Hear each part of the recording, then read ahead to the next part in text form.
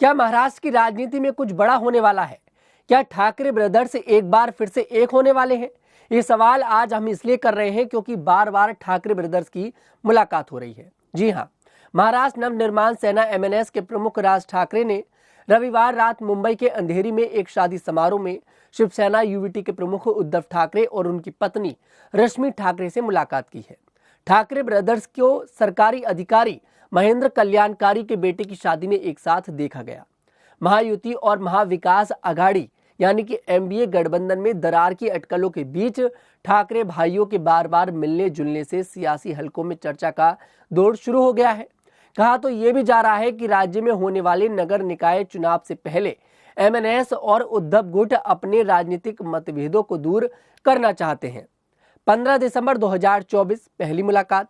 राज ठाकरे मुंबई के ताज lands and hotel में रश्मि ठाकरे के भाई श्रीधर पटनाकर के बेटे शौनक पटनाकर की शादी में शामिल हुए, जिसमें इन दोनों की मुलाकात होती है और ये लोग बातचीत करते भी नजर आते हैं। उसके बाद दूसरी मुलाकात होती है दिसंबर के ही महीने में 22 दिसंबर को। राज ठाकरे की बहन जयवंती ठाकरे देश पांडे के बेटे की शादी में भी उद्धव और राज ठाकरे एक साथ दिखे थे, जिसमें यहाँ पर ये दोनों बात करते नजर आए थे। और अब ये तीसरी मुलाकात हुई है 23 फरवरी 2025 को। सरकारी अधिकारी महेंद्र कल्याणकारी के बेटे की शादी के दौरान अंधेरी में राज और उद्धव ठाकरे की मुलाकात और अनौपचारिक बातचीत हुई है। ऐसे में यहाँ पर सभी की टेंशन जो है बढ़ गई है। महाविकास आघाड़ी यानी कि एमबीए और महायुति में दरार की चर्चाओं के बीच ठाकरे भाइयों की ये मुलाकातें अहम मानी जा रही हैं। हाल ही में पुणे और शिवसेना भवन मुंबई में ठाकरे भाइयों के एकजुट होने की अपील वाले बैनर भी लगाए गए, जिससे इस मुद्दे को और हवा मिली है। राज ठाकरे और उद्धव ठाकरे के रिश्ते सालों से तल्ख रहे हैं। जहां राज ठाकरे कभी बाल ठाकरे के उत्तराधिकारी माने जाते थे, वहीं वे उद्धव ठाकरे के राजनीतिक प्रतिद्वंदी बन गए हैं। लेकिन इन सार्वजनिक मुलाकातों ने राजनीतिक समीकरण बदलने की संभावनाएं बढ़ा दी हैं। ऐसे में इन लोगों की बार बार मुलाकात हो रही है और सभी की जो टेंशन है वो बढ़ी हुई है। आपको बता दें, ये दोनों रिश्ते में भाई लगते हैं। बाला साहेब ठाकरे जो थे राज ठाकरे के रिश्ते में चाचा लगते थे, लेकिन 2005 में राज ठाकरे ने यहाँ पर पार्टी को छोड़ दिया था, मतलब बगावत कर दी थी। और उस समय पर बाला साहेब ठाकरे जो थे जिंदा थे और उनकी उम्र तकरीबन 80 साल थी। अब बाला साहेब ठाकरे जो थे काफी ज्यादा उदास हुए। उन्होंने यहाँ पर उनसे अपील भी करी थी कि आप पार्टी में आ जाइए। हालांकि उनसे पूछने की कोशिश करी कि आखिरकार हुआ क्या, लेकिन उस समय पर बाला साहेब ठाकरे ने कहा कि कुछ लोग हैं जो उनके अंदर जहर भर रहे हैं। राज ठाकरे की जो भी मांग है उसको हम पूरा करेंगे। वो एक बार उद्धव के साथ बैठे और बैठकर बातचीत करें। लेकिन मैं आपको बता दूं, जो महाराष्ट्र की जनता है उसका ये मानना है कि राज ठाकरे जो थे वो बाला साहेब ठाकरे के जो पार्टी थे उसके असली हकदार थे, ना कि उद्धव ठाकरे। कहा जाता है कि राज ठाकरे का जो तेवर है वो बिल्कुल बाला साहेब ठाकरे वाला देखने को मिलता है। बिल्कुल वही एटीट्यूड और उसी तरह से राज ठाकरे राजनीति कर रहे हैं। लेकिन जिस तरह से बाला साहेब ठाकरे ने महाराष्ट्र के अंदर एक पहचान बना रखी थी, उस पहचान को अब राज ठाकरे खो चुके हैं, क्योंकि इस समय विधानसभा के अंदर राज ठाकरे का एक भी विधायक नहीं है। ऐसे में वो पहचान राज ठाकरे खो चुके हैं। बाला साहेब ठाकरे ने उस समय देखिए यहाँ पर राज ठाकरे से काफी ज्यादा अपील करी थी कि आप पार्टी में आ जाइए, लेकिन वो नहीं आए।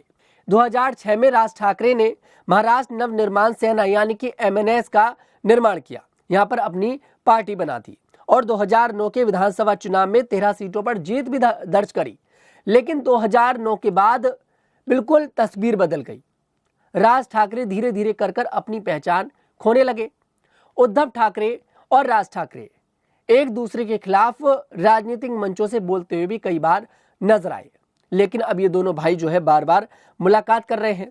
बाल ठाकरे की मृत्यु के बाद भारतीय जनता पार्टी ने शिवसेना को महाराष्ट्र के अंदर पीछे छोड़ दिया। जो भारतीय जनता पार्टी एक समय पर महाराष्ट्र के अंदर सबसे ज्यादा पीछे चलती थी, आज वही भारतीय जनता पार्टी महाराष्ट्र के अंदर सबसे बड़ी पार्टी बनकर उभरी है।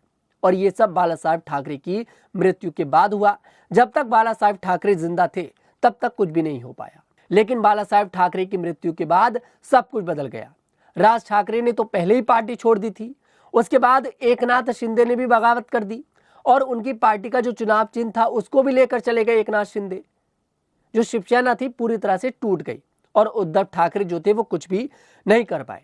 इस बार के विधानसभा चुनाव में राज ठाकरे ने यहां पर 128 सीटों पर अपने उम्मीदवार उतारे, लेकिन एक भी सीट पर उन्हें जीत नहीं मिली। ऐसे में यहां पर राज ठाकरे और रिश्ते में उनके भाई उद्धव ठाकरे बार बार मुलाकात कर रहे हैं। हाल ही में ये तीसरी मुलाकात हुई है और ये मुलाकात यहां पर तमाम नेताओं की टेंशन बढ़ा रही है। ऐसे में अगर ये दोनों एक हो गए तो जो दो गठबंधन है महाराष्ट्र के अंदर, महायुति और महाविकास आघाड़ी, इन दोनों की टेंशन बढ़ जाएगी।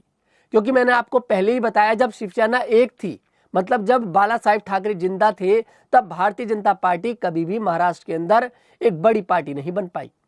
लेकिन अगर ये दोनों एक हो गए तो जो बाला साहेब ठाकरे का जो वोट था वो कहीं ना कहीं एक बार फिर से उनके पास लौट कर आएगा।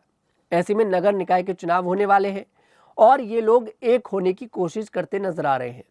अगर ये दोनों एक हो गए तो सबकी टेंशन बढ़ेगी और सभी की नजरें अब इसी पर हैं कि भाई राज ठाकरे और उद्धव ठाकरे की जो मुलाकात हो रही है, जो तीसरी मुलाकात हुई है, आखिरकार इसका संदेश क्या है? ये लोगों को क्या संदेश देना चाह रहे हैं? क्या ये दोनों फिर से एक हो रहे हैं या फिर अभी भी अलग अलग होकर राजनीति करना चाहते हैं? खैर, ये तो आने वाला समय ही बताएगा, लेकिन इस पर आपकी क्या राय है कमेंट सेक्शन में जरूर बताइएगा। मैं तनुज दीक्षित आपसे फिर मुलाकात करूंगा, तब तक के लिए हमारे साथ देखते रहिए द न्यूज़ 15।